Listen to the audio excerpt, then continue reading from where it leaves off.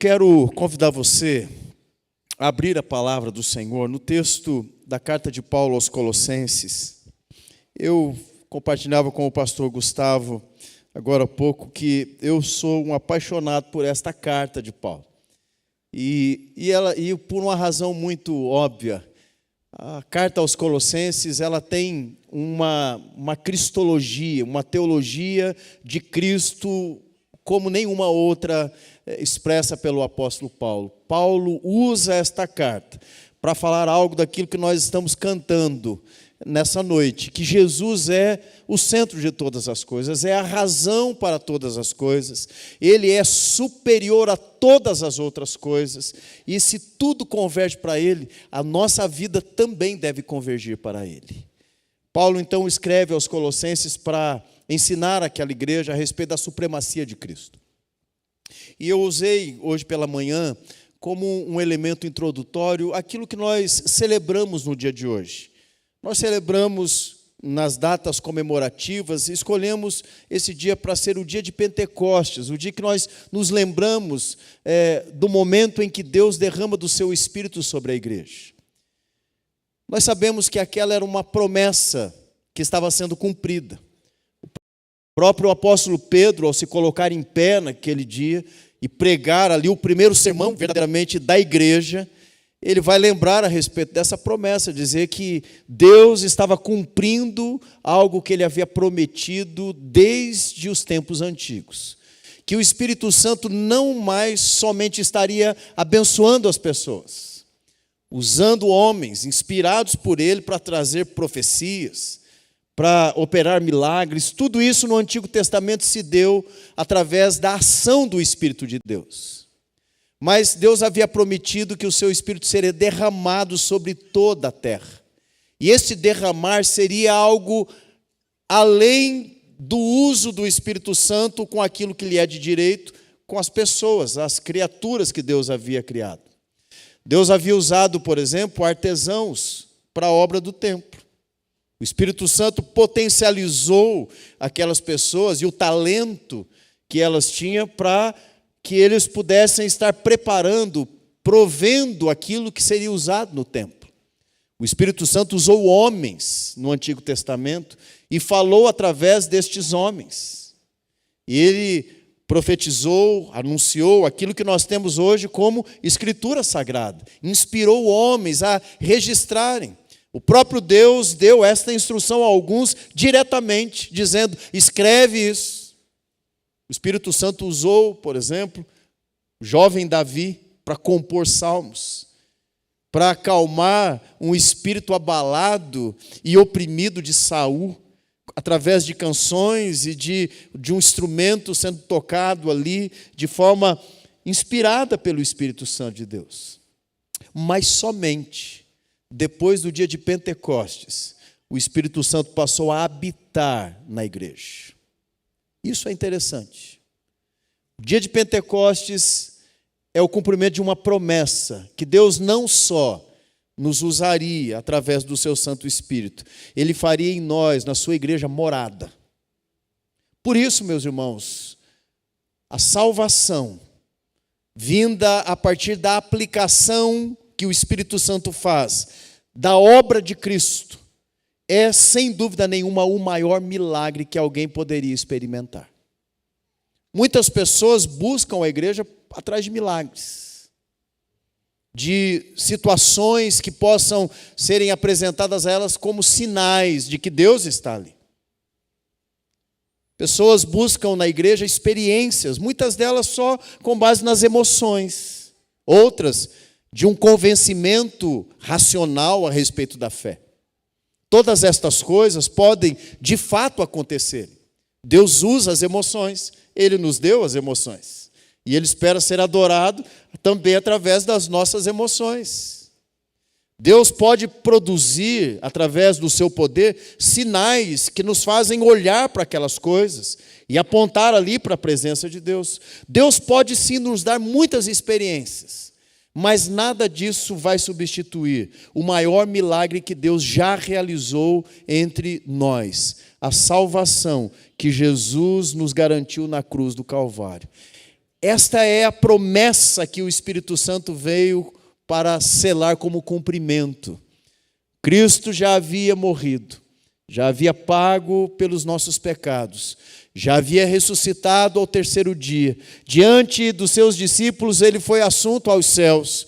Os anjos anunciaram a sua volta, e ele disse à sua igreja: aguardem, até que do alto seja-vos dado um poder, para que não só vocês saibam disso, mas para que vocês sejam minhas testemunhas a respeito disso.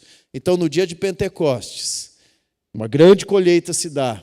O Espírito Santo desce sobre a igreja, e lá naquele dia, pelo menos 3.000 conversões imediatas através da pregação do apóstolo Pedro. Logo a seguir, mais 2.000, e a igreja continuou crescendo, e no final do primeiro século, o povo cristão já era contado entre 500.000 de convertidos.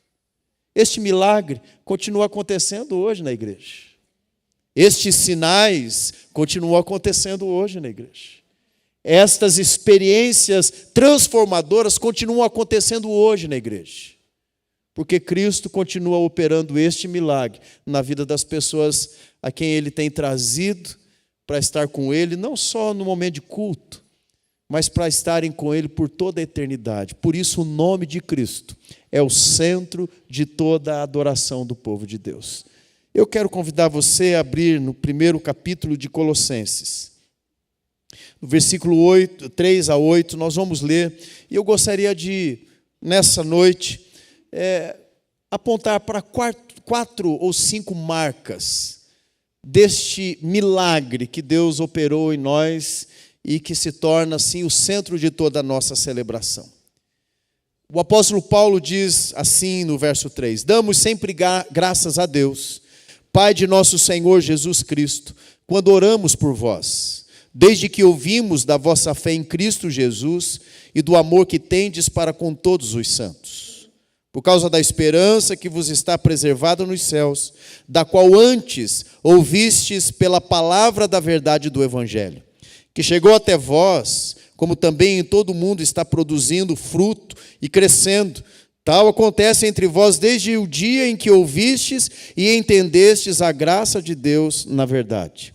Segundo fostes instruídos por Epáfras, nosso amado conservo, e quanto a vós outros, fiel ministro de Cristo, o qual também nos relatou do vosso amor no Espírito. Até aqui nós vamos orar mais uma vez, e depois vamos expor algumas coisas a respeito deste texto de Paulo. Senhor, aqui está a Tua palavra, e aqui estamos nós, diante dela e diante da Tua presença. É assim como acabamos de oferecer ao Senhor o nosso louvor e a nossa adoração, através das canções, orações, ofertas trazidas diante do Senhor. Nós queremos também adorar a Ti com a nossa atenção. É o Senhor que fala com a igreja. Embora o Senhor use pessoas, é a Tua palavra que deve ser ministrada aqui deste púlpito, Senhor. Por isso, nos leva cativos a esta obediência prazerosa de recebermos do Senhor o alimento para o nosso espírito, aquilo que fortalece a nossa fé e santifica a nossa vida, Senhor. Obrigado, Deus, por mais uma oportunidade de ouvirmos a Tua palavra. E em nome de Cristo, o Senhor da igreja, que nós oramos gratos mais uma vez nesta hora, Senhor. Amém. Amém. Meus irmãos, eu dizia pela manhã, talvez você tenha nos assistido pela manhã, que nós somos capazes, como seres humanos, de recebermos coisas muito preciosas e admirarmos por algum tempo. E depois, por alguma razão, substituímos aquela admiração por uma nova experiência, por uma nova situação, por um novo presente. Eu usei a ilustração de manhã de um jovem que ganha um iPhone 17. Ele fica encantado com aquele aparelho, durante um tempo aquele é o centro da sua vida. E ele cuida, ele limpa a tela, ele não quer que fique nem marcas de digital ali, ele cuida como se fosse o bem mais precioso. Mas você conhece como são os jovens. Logo eles começam a se distraírem com outras coisas, e não é difícil que depois de pouco tempo você encontre aquele aparelho jogado em algum lugar. Não é difícil que depois de algum tempo o cuidado que ele tem com aquilo se torne mais relapso, e ele então começa a apresentar alguns comportamentos Não é novidade para um pai que dá um presente caro assim, dali a algum tempo encontrar aquele aparelho com uma trincadinha na tela. E você sabe que a tela do iPhone é tudo que tem no iPhone. Quebrou a tela, acabou o aparelho. Porque para você trocar é quase o preço de outro aparelho. Então não compensa, né?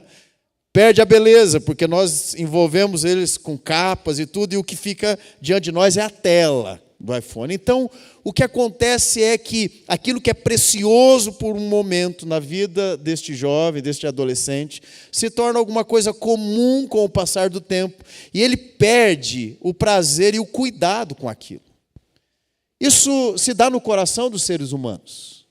Nós encontramos em algum momento da nossa história de conversão o nosso prazer total nesta salvação que Cristo nos dá. Nós nos satisfazemos, choramos, nos comovemos só pelo fato de termos sido trazidos a esta nova realidade de vida. Pelo fato do Espírito Santo ter iluminado a nossa mente e nos ter dado esta compreensão de que nós estávamos perdidos e fomos achados, que nós éramos escravos e fomos libertados, de que nós estávamos mortos e recebemos a vida. Mas não é incomum que ao passar dos anos nós olhemos para este milagre como uma coisa supérflua, comum para nós e que não mereça tanta atenção. Hoje eu fiquei muito feliz com a ministração, porque em todas as músicas nós citamos e cantamos o nome de Jesus. É um privilégio que a igreja hoje tem que o salmista não teve. Você não vai encontrar em nenhum salmo o nome Jesus. Por quê? Porque a revelação é progressiva. Foi o anjo quem disse para Maria o nome que seria dado ao Senhor da igreja. O salmista não sabia. Por isso, cantar uma música hoje que não tem o nome Jesus, poxa, um privilégio que o salmista gostaria de ter tido. Que nome seria dado ao Messias? Ele não sabia. Ele sabia que seria o Filho de Deus. A teologia dos Salmos aponta para as virtudes, as qualidades de Cristo, mas não o nome. Assim como muitas vezes nós nos esquecemos do maior milagre que Cristo já operou na nossa vida. Não é a solução de um problema de saúde. Isso pode ser um sinal, um milagre que Deus continua operando na sua igreja. Mas certamente a salvação é o maior milagre que alguém pode receber. E assim como um presente que muitas vezes é colocado num canto, nós começamos a conviver com a igreja e queremos algo mais, algo além disso, para que o nosso coração se encha de celebração e de gratidão nos momentos de adoração, no momento de culto, no decorrer da nossa vida. A verdadeira glória da igreja, meus irmãos, não deveria estar na sua estrutura física, não deveria estar na sua influência da sociedade. Porque o Senhor Jesus disse que nós seríamos odiados, seríamos rejeitados. Não é uma busca pela influência amistosa e positiva. Não, nós deveríamos influenciar a sociedade como somos, sal da terra, luz do mundo.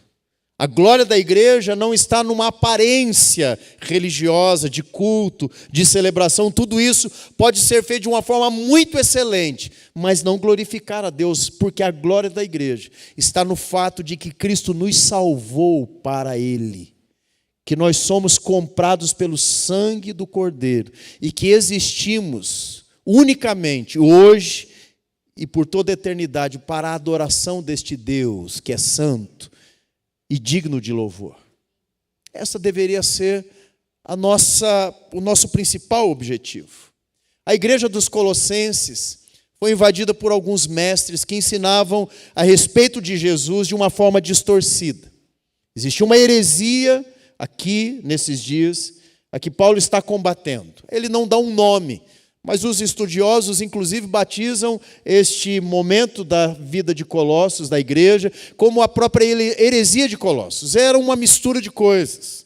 Misturava o judaísmo com o ascetismo religioso, misturava ali o gnosticismo, que seria depois uma seita e uma heresia própria da igreja do segundo século. Paulo está então escrevendo para essa igreja para trazer de novo o olhar daquela igreja, para o lugar de onde eles nunca deveriam ter mudado, Paulo está apontando para Cristo novamente e dizendo: olha, vocês precisam voltar a olhar para Jesus como o principal, a razão, aquilo que tem de mais especial e importante para a vida da igreja.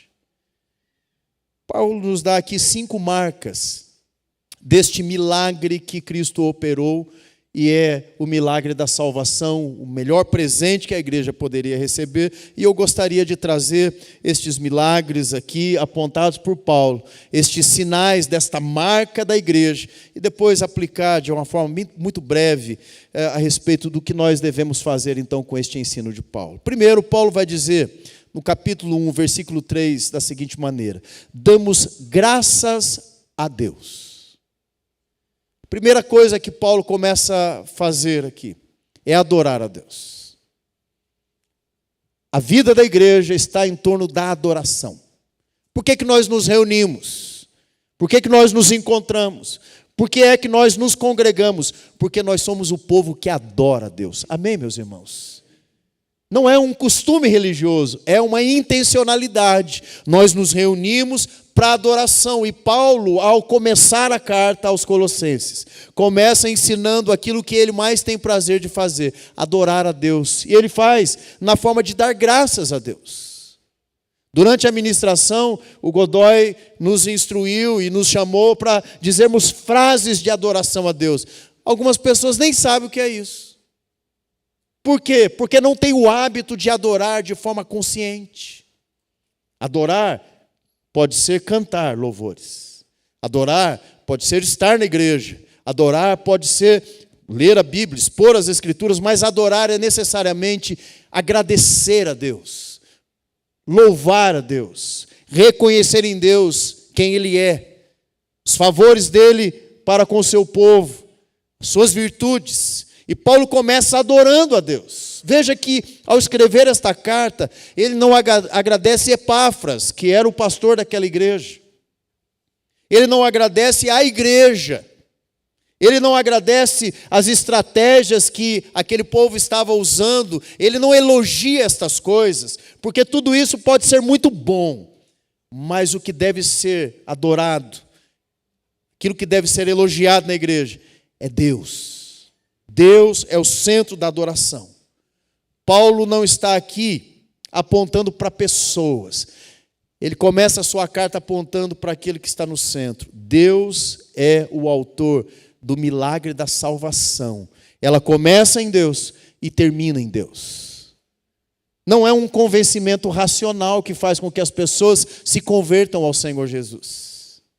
Não é um momento de emoção. Essas coisas podem até trazer as pessoas para o convívio da igreja, mas não é um coração convertido a Jesus, porque as emoções podem estar envolvidas na nossa conversão, mas elas não são a nossa conversão.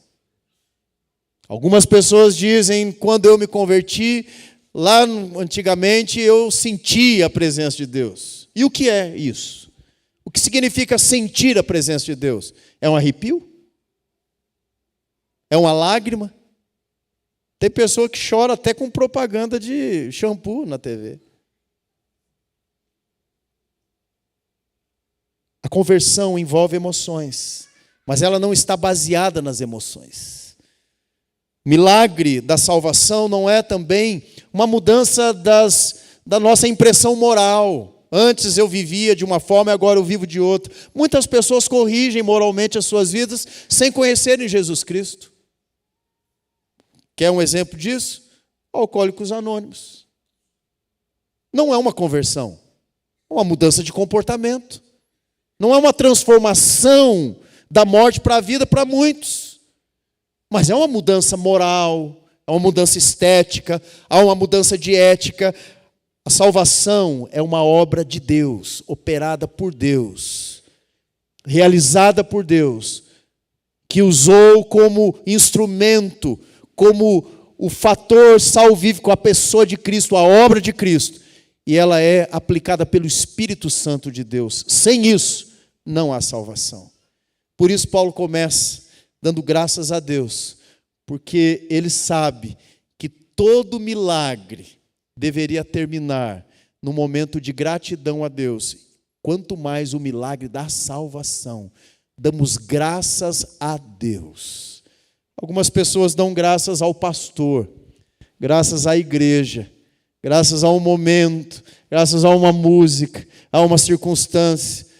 Mas Paulo está nos ensinando que a adoração só pode ser a Deus. Ele é aquele que merece o louvor e a adoração da igreja. Primeira marca de um milagre genuíno, o milagre da salvação, é que essa pessoa passa a viver com o coração cheio de gratidão a Deus. Segunda marca, Paulo vai dizer que o milagre da salvação produz fé.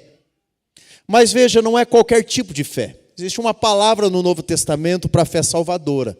A palavra é pistis. Todas as vezes que aparece essa palavra no Novo Testamento, está apontando para essa realidade da salvação. É mais do que uma expectativa. Não é como a fé na loteria esportiva, nem sei se tem ainda, né? Lembra daquela que tinha, né? Como é que era a zebrinha, né? Eu sou antigo, só o pastor Eliezer que vai lembrar da zebrinha. Né? Coluna do meio, coluna da esquerda, coluna da direita. Não é esse tipo de fé, não é fé no tigrinho, mas a moda atual é o tigrinho. Cuidado, hein? Esse tigrinho engole, tá? E ele mata. Não é esse tipo de fé, não é a fé no investimento financeiro que alguém faz. Não, vou fazer porque eu sei que vai dar certo. Isso tudo são expectativas. A fé salvadora, ela possui um objeto, e esse objeto passa a ser adorado por ela. Toda fé, preste atenção nisso, toda fé vai te levar a algum tipo de adoração. Se é em finanças, você passa a adorar o dinheiro. Se é em um projeto, você passa a adorar o sucesso daquilo. Se é em uma pessoa, você passa a girar em torno daquela pessoa. Toda fé, toda expectativa leva a algum tipo de adoração. Mas Paulo está se referindo a uma fé específica. Veja que ele coloca o nome. Verso 4 ele diz: desde que ouvimos da vossa fé em Cristo Jesus. A fé que salva não é uma fé na religião, não é uma fé em coisas, em objetos. A fé salvífica é a fé em uma pessoa, em uma obra realizada por esta pessoa. E essa pessoa tem um nome, e o nome é Jesus Cristo. Se você não crê em Jesus, você não tem a fé salvadora. Paulo está dando graças a Deus, porque ele ouviu a respeito daquela igreja um motivo de elogio, que o leva a um tempo de adoração e de gratidão a Deus. Eu ouvi que aquelas pessoas conheceram a Jesus e depositaram a fé que eles têm na pessoa e na obra de Cristo. Isso é salvação, isso é milagre. Nós não fazemos isso por nós. Nós podemos crer em muitas coisas a partir da nossa própria intencionalidade, mas em Cristo, só o Espírito Santo pode produzir fé no nosso coração. Existe uma obra aqui sendo elogiada. Paulo escreve isso àqueles irmãos porque ao longo da carta nós vamos ver que alguns entre eles estavam ensinando, eram falsos mestres, que ensinavam que eles deveriam ter uma fé também nas suas obras, naquilo que eles poderiam fazer para melhorar a obra de Cristo. Os judaizantes diziam que eles deveriam crer em Cristo, mas eles deveriam também seguir as leis judaicas. Eles deveriam também passar pela circuncisão. Se eles quisessem ser aqueles realmente espirituais, eles deveriam deixar de ser somente gentios cristãos e se tornarem também judeus cristãos.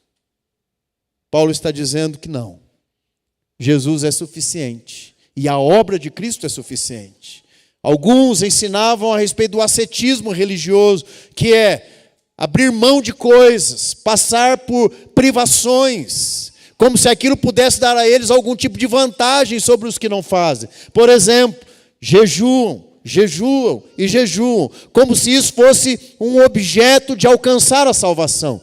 Paulo está dizendo não, esses sacrifícios não alcançam porque eles são imperfeitos. Só Cristo é o sacrifício perfeito, aceito por Deus. Eu posso jejuar? Devo. É uma prática, uma disciplina espiritual? Sim. Me ajuda a lidar com vontades e desejos da minha carne? Sim, me treina para sujeitar os desejos da carne. Mas isso não produz salvação para ninguém. Porque por mais que eu faça isso da melhor maneira possível, ainda assim serei imperfeito. Só Cristo é perfeito. Deus só aceitou um sacrifício. Cordeiro de Deus, que tira o pecado do mundo. Ele é o único capaz de agradar a Deus perfeitamente. Meus irmãos, Paulo está combatendo esta heresia, porque os falsos mestres diziam que Cristo não era suficiente, que era necessário alguma coisa além disso. Salvação inteira, como nós cantamos hoje, está na pessoa de Cristo. Ele é o resplendor da glória do Pai. Ele é a expressão exata do ser de Deus. E nele nós temos todas as coisas. Já não há mais nada, disse o texto que cantamos hoje, que não pertença a Ele. Tudo é de Deus. Na pessoa de Cristo, nós estamos ligados a Deus e pertencemos a Deus. A salvação é esta atitude de Cristo, nos comprando para o Pai, e agora somos herança de Deus. Algumas pessoas entendem que precisam de Jesus, mas acrescentam algo. A tradição. Nós sempre fizemos assim, e assim é mais espiritual. E se mudarmos alguma coisa, nós vamos perder um pouco da espiritualidade. Onde está escrito isso? Jesus é suficiente. Nós devemos fazer tudo o que Ele disse que devemos fazer. Qualquer coisa que seja acrescentada, é aquela história de você que não é bom em decoração. Você pensa em decorar um ambiente. Você já viu alguém que não sabe decorar? Você chega, a casa está parecendo uma selva. Tem um tigre de um lado, um elefante do outro, um pé de bananeira no lugar, aquele tapete de onça. Nada contra a onça. Minha esposa adora a estampa de onça. Mas lá em casa não tem nenhum tapete de onça. Até porque pode ser até crime, né? Tem gente que não sabe fazer essas coisas porque quer acrescentar coisas. E um bom decorador, a gente contrata alguém com pouca coisa. Nossa, ficou tão bonito. Às vezes só mudou de lugar, tirou alguma coisa que estava sobrando, exagerado.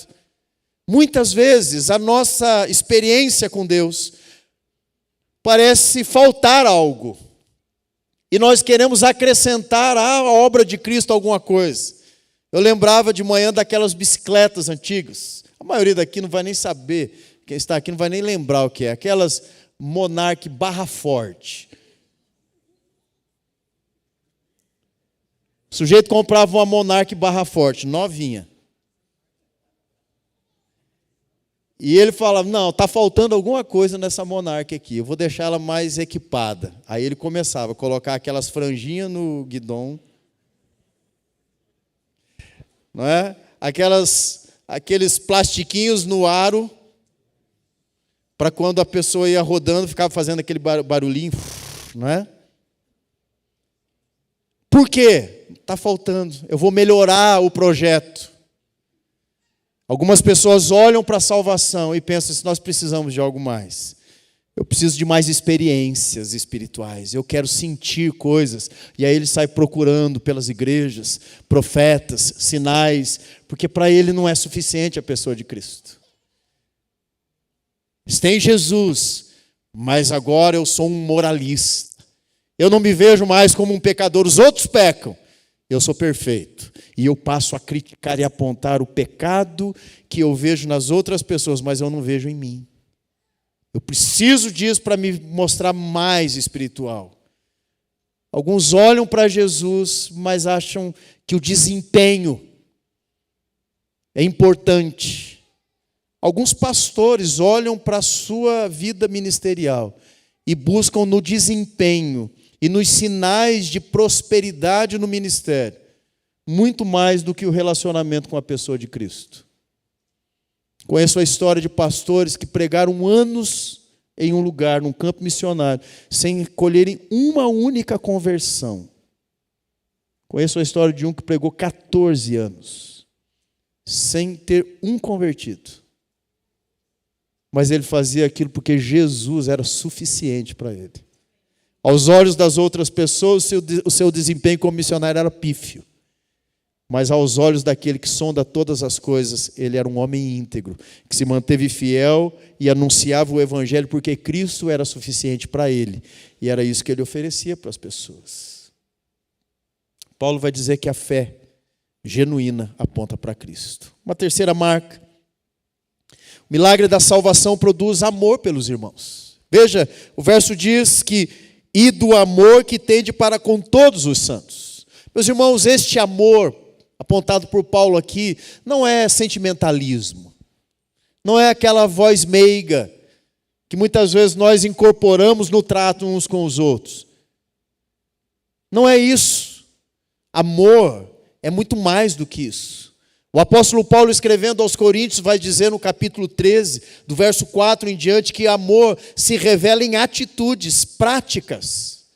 Amar uns aos outros como uma manifestação da salvação, deste milagre que aconteceu em nós, vai dizer que eu passo a ser alguém mais paciente com as pessoas, porque o amor é paciente. O amor é benevolente. O amor deseja o bem e age de forma bondosa para com as outras pessoas. O amor suporta as coisas. Ele convive com gente difícil no meio da igreja. Ele passa por situações difíceis, amargas, mas ele suporta porque ele ama. E este amor é produzido em nós, não é inato.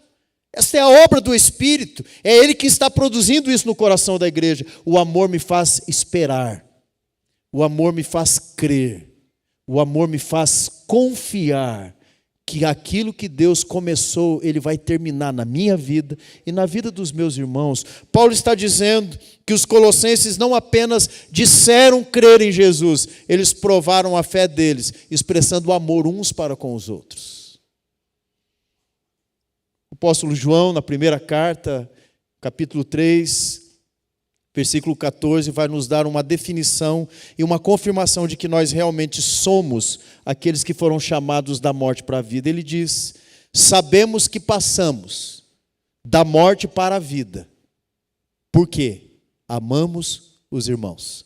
Só um verdadeiro convertido ama como a Bíblia diz que nós devemos amar. A igreja pode cantar bem, mas se ela for uma igreja orgulhosa, ali não está o amor de Deus. Uma igreja pode ser bem organizada, mas se ela for uma igreja individualista, de membros que vivem para si mesmos, cada um cuida da sua parte, cada um faz o seu trabalho, ali não está o amor de Deus. Uma igreja pode ter uma boa organização, uma boa teologia, mas se ela for egoísta, e não olhar para a necessidade das pessoas, não é adoração a Deus. Meus irmãos, quando Paulo elogia a igreja, quando ele dá graças a Deus por aquilo que está acontecendo no meio da igreja dos Colossenses, ele aponta: vocês creram em Jesus e vocês provam esta fé porque vocês amam uns aos outros. Uma outra marca que Paulo nos dá aqui é que este milagre produz uma expectativa nova no coração do crente. A salvação não nos traz uma fé rasa, uma fé temporária, uma esperança momentânea. A salvação produz em nós algo surpreendente. Nós cremos por causa da esperança que nos está preservada nos céus, disse o apóstolo Paulo no verso 5. Existe algo no coração da igreja que só a fé genuína pode produzir. Muitas pessoas nos dias do apóstolo Paulo e nos séculos que foram subsequentes morreram, perderam tudo, a vida, família, bens, foram perseguidos, humilhados, porque criam numa esperança de que, embora tudo isso pudesse acontecer com eles nesta vida, existia um bem precioso reservado na eternidade, que ninguém poderia tirar deles. Paulo está apontando para esta esperança. Não é a esperança de que tudo vai dar certo, que tudo vai acontecer na hora exata do que eu planejei, que tudo vai ser bom. Não é verdade, você sabe. Nós temos irmãos hoje nos assistindo de casa porque estão enfermos, não podem vir à igreja. não podem estar conosco aqui. Alguns hospitalizados, pessoas que conviviam conosco há um ano atrás, estavam conosco, estão adoecidos de forma quase que mortal. Onde eles encontram esperança? Num diagnóstico que não vem, num remédio que não produz efeito, numa realidade que não muda? Não. A fé em Cristo produz uma esperança que estas coisas não podem substituir. A esperança que está preservada nos céus, uma herança que ninguém pode tirar dos filhos de Deus.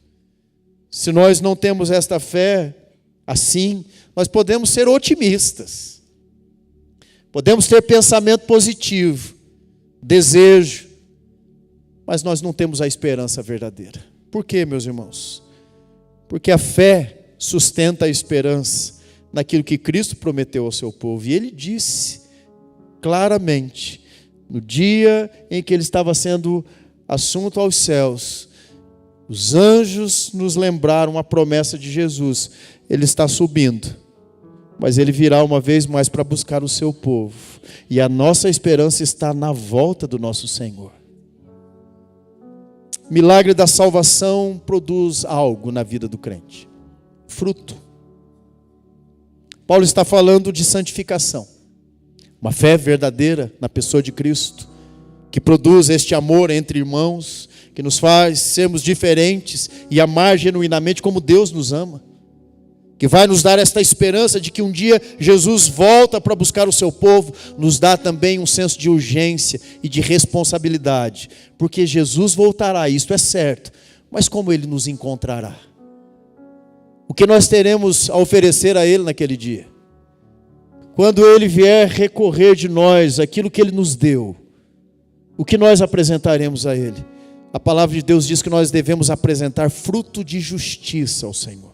Isso tem a ver com santidade, tem a ver com abandono de pecado, tem a ver com uma mudança de vida verdadeira, tem a ver com uma mudança de pensamento, de disposição interior. Antes eu gostava de algo, eu não gosto mais porque isso afronta a santidade do meu Cristo. Antes eu dizia algo, eu fazia algo, eu pensava a respeito de alguma coisa da seguinte maneira, agora eu penso diferente porque eu encontrei em Cristo tudo o que eu preciso. Eu não encontrei isso nas filosofias humanas.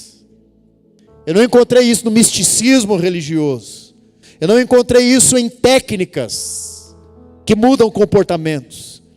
Eu não encontrei estas coisas em experiências emocionais. Eu encontrei na suficiência de Cristo na minha vida. Eu sei que o que eu mais quero é me parecer a cada dia com o meu Senhor Jesus Cristo. Isso é santidade, meus irmãos. Não é ficar sem comer. Não é ficar com aquele ar de espiritualidade. O sujeito começa a orar na igreja. Igrejas mais antigas tinha isso. O sujeito começava, Deus de Abraão, Deus de Isaac. Mas em casa ele xingava todo mundo. Ele batia nos filhos de forma violenta, sem amor. Ele humilhava a esposa, mas na igreja, todo espiritual. O que Deus quer do seu povo são atitudes de santidade, fruto de justiça, que o Espírito Santo está produzindo em nós. Meus irmãos, eu concluo. Paulo está olhando para a igreja dos Colossenses. E ele está dando graças a Deus porque ele não vê ali um milagre temporário. Não foi uma cura física. Não foi uma mudança momentânea. O que ele viu ali foram pessoas que experimentaram o milagre da salvação em Cristo Jesus. O Senhor continua produzindo este milagre no meio de nós. Pentecostes, que começou naquele dia, continua sendo uma realidade para o povo de Deus hoje.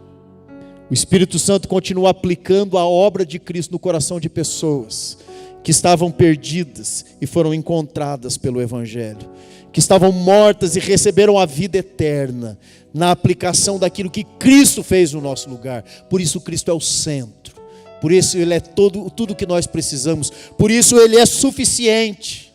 Antes nós estávamos mortos, mas agora vivemos para Deus. Antes nós éramos escravos do pecado, mas agora pertencemos a Cristo Jesus, o nosso Senhor. E isso tudo aconteceu por quê? Milagre da salvação. Não perca a importância da salvação de Cristo em sua vida. Não comece a colocar isso num canto esquecido da sua história. Às vezes nós olhamos para esse dia, para esta obra de Cristo em nós, e vemos isso quase como uma coisa empoeirada. Nós não precisamos acrescentar nada àquilo que Cristo já proveu para nós, aquilo que Cristo fez na nossa vida. Mas nós também não podemos perder o senso de importância disso. E quando nos reunimos como igreja, nós nos reunimos para celebrar este milagre em cada um de nós, e de forma coletiva, o povo de Deus. Gostaria de te fazer algumas perguntas. Primeira pergunta: a fé que você diz professar, ela está realmente em Cristo Jesus? Ou ela depende de experiências sobrenaturais, de sinais e prodígios, de promessas que satisfaçam expectativas temporárias, momentâneas? Cristo é realmente o objeto da sua fé? Quando você olha para Cristo, você se sente satisfeito? Se não, talvez este milagre da salvação ainda não tenha acontecido na sua vida. Porque quando isso acontece, esta é a realidade para nós. Pode ser também que as coisas da vida ocupem a nossa mente, de tal forma que nós nos esquecemos disso. Nós começamos a valorizar outras coisas e colocamos isso num canto esquecido da nossa vida. Está lá num baú do nosso coração. Deus está nos trazendo esta mensagem hoje, para nos fazer lembrar. Sabe aquele primeiro amor? Aquela primeira alegria? Aquela primeira satisfação? Ela está aqui. Cristo está aqui. Ele não mudou. Ele é o mesmo ontem, hoje e será sempre. Tudo o que você precisa é olhar para Cristo como suficiente para a sua vida e voltar a ter esta expectativa de que o que Ele tem para você, ninguém pode te dar. Se existe amor, o amor verdadeiro é o amor pelos irmãos. Amarás a Deus. Este é o primeiro mandamento. E ao próximo como a ti mesmo. Nós devemos demonstrar que esta fé é verdadeira, amando uns aos outros. E amar não é ficar, ô meu irmão, que saudade. Dá um abraço, né? Fala assim uma fala bonita. Não. Amar é naquelas horas difíceis, em que eu preciso praticar a obediência a Deus, tendo paciência com o pecado do meu irmão contra mim. Assim como Ele deve ter comigo, do meu pecado contra Ele, das ofensas, gente difícil. Amar gente fácil, é fácil. O duro é amar aquele coração endurecido. Todos nós somos assim, mas Deus nos amou em Cristo. Por último, meus irmãos, algo que você vai me ouvir sempre. Não deposite o seu tesouro aqui na terra. A promessa de Deus para a sua igreja está nos céus, na Nova Jerusalém celestial. E o que Deus está fazendo conosco é nos desmamando, tirando o nosso contato umbilical com este mundo e nos conectando pouco a pouco. Ele já começou fazendo a nossa conexão misteriosa, nos ligando a Cristo. Mas Ele está nos desmamando e de pouco nós vamos perdendo a graça para as coisas deste mundo. Muitas vezes as pessoas falam, nossa, eu estou meio deprimido, não sei o que está acontecendo comigo, vou ter que tomar um remedinho para dar uma melhorada. Não é. Na verdade é só a tristeza da percepção que a fé produz em nós. Nós perdemos a graça com esse mundo, porque o que nós aguardamos é aquilo que vem com a volta do nosso Senhor Jesus. Aqueles que são amigos do mundo, disse João, são inimigos de Deus. Aquele que ama o mundo, odeia Deus. Quanto mais amamos a Deus, mais o mundo perde a graça para nós. Nós não somos aqueles que desejam a morte. Nós desejamos um corpo de glória que está prometido para aquele que crê. Olhe para o céu, olhe para a eternidade. Pense com os pensamentos do alto. Cristo é superior, Cristo é suficiente e nele nós estamos plenamente satisfeitos. Amém, meus irmãos? Amém. Nós vamos orar, ter um tempo com o Senhor individualmente. Eu não vou pedir para você sair do seu lugar, vir à frente. O Senhor conhece o seu coração, Ele sonda o seu pensamento. Ele sabe o que nós diremos antes mesmo que a palavra nos venha à boca. Ele sabe exatamente como esta mensagem tocou no seu coração.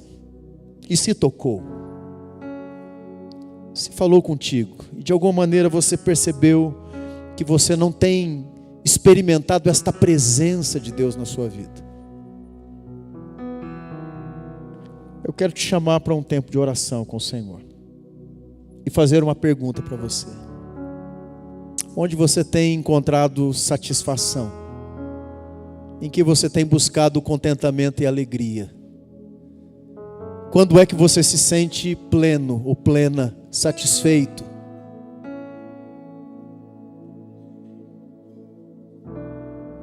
Quando você tem uma nova experiência? Quando você ganha algum novo presente?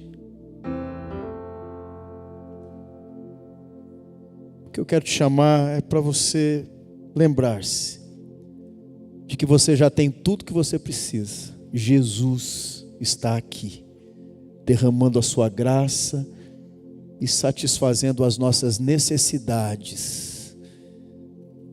Senhor, nós estamos diante de Ti. Nós temos os nossos valores. Nós temos, Senhor, as nossas motivações. Nós temos, Senhor, os nossos desejos, sonhos, planos. Mas tudo isso não se compara ao Senhor na nossa vida. Se tudo isso nos faltar, se aos olhos dos homens deste mundo, estas coisas jamais voltarem a acontecer conosco, não nos falta nada. Nós temos a Ti, Senhor. Mas nós queremos encontrar novamente a satisfação na Tua presença. Quando estivermos nos sentindo vazios, nós queremos ser lembrados por esta palavra que o Senhor é aquilo que nos traz a plenitude na alma. Quando estivermos nos sentindo com medo, inseguros, sem rumo, sem direção, nós queremos nos lembrar que um dia uma luz brilhou diante de nós, a luz do Evangelho, e esta é a lâmpada que ilumina o caminho da nossa história. Nós jamais andaremos em trevas novamente, porque a luz de Cristo brilhou sobre nós. Nós queremos, ó Deus, orar nesta hora, pedindo que o Senhor nos dê a graça de experimentarmos mais uma vez a Tua presença na nossa vida, Senhor. Eu sei, ó Deus, que pessoas aqui estão se sentindo sozinhas. Dá a elas, ó Deus, a graça de experimentarem a Tua presença como suficiente para que elas nunca mais se sintam sós. Algumas pessoas estão sem direção. Dá a graça, Deus, para que elas experimentem no Senhor esta renovação de esperança, de que o Senhor está conduzindo cada um de nós como ovelhas do Teu pastoreio, a águas de descanso, a um lugar de repouso. Tranquilidade nós teremos quando o Senhor voltar para buscar a Tua igreja. Até lá, nós temos tudo o que precisamos, porque o Senhor está conosco. Oh Deus, eu sei que alguns aqui pedem um sinal ao Senhor. Que o Senhor possa convencê-los, através do Teu Espírito, que o maior milagre, o maior sinal que alguém pode receber, já foi dado a eles. A salvação em Cristo Jesus. Tudo mais, Senhor, não tem a mesma importância, se o Senhor for o nosso bem mais precioso. A Tua obra, Senhor, é completa, e é ela que satisfaz o desejo e a expectativa que temos. Por isso, ó Deus, nos faz descansar na obra de Cristo Jesus, o nosso Senhor e Salvador. Dai-nos o Teu refrigério e descanso, Senhor. Acalma a nossa alma com a Tua presença. É o que nós te pedimos, em nome de Jesus. Amém.